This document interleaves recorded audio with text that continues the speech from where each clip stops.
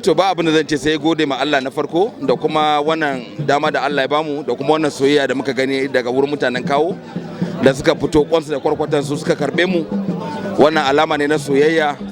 kuma Allah da mu ma za mu yi alkawarin cewa mu ma ba za mu saba musu ba za mu yi abin kunya ba, za mu tabbatar muna musu mu yaya ne kuma za su yi alfahari da mu. Abin da yasa ba zan yi katsalandan da gaggawa yi magana ba saboda akwai dokan da bai amince in yi magana wani abu na takara ko wani abu a yanzu ba saboda ba fara buga gangan siyasa ba. Akwai tsari na doka kuma ban san saba ma doka saboda ni dan Najeriya na san muhimmancin doka da oda, amma kuma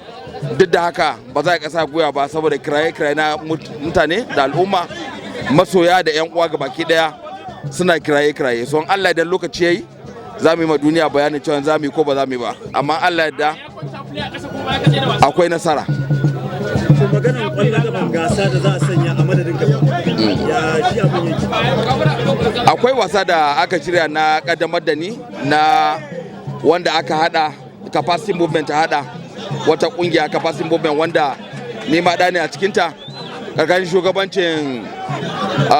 Alhaji Shehu Sani Sado. In Allah da sun gama kumi shirye-shirye an gama, in Allah da nan da satin farko na watan da za mu shiga za su yi bayani, za su ba da ranar da za su fara wasa.